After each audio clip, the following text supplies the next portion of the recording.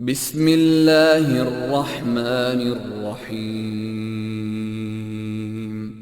والفجر وليال عشر والشفع والوتر والليل إذا يسر هل في ذلك قسم لذي حجر ألم تر كيف فعل ربك بعاد إرم ذات العماد التي لم يخلق مثلها في البلاد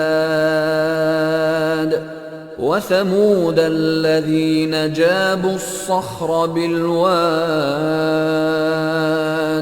وفرعون ذي الأوتاد الذين طغوا في البلاد فأكثروا فيها الفساد فصب عليهم ربك سوط عذاب إن ربك لبالمرصاد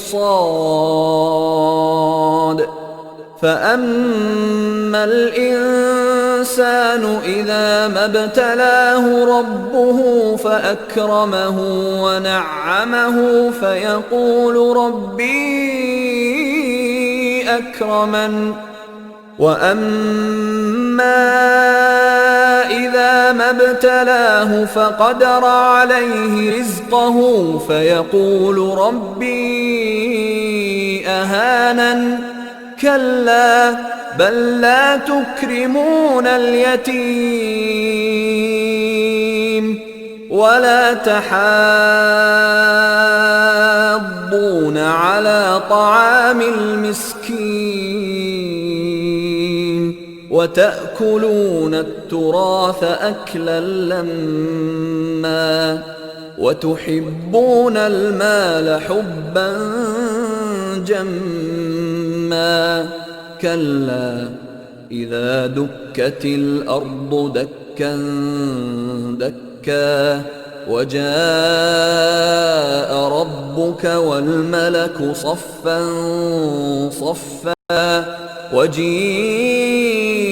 يومئذ بجهنم يومئذ يتذكر الإنسان وأنى له الذكرى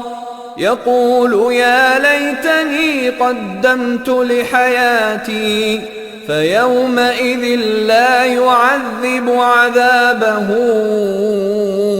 أحد ولا يوثق وثاقه أحد يا أيتها النفس المطمئنة ارجعي إلى ربك راضية مرضية فادخلي في عبادي وادخلي جنتي.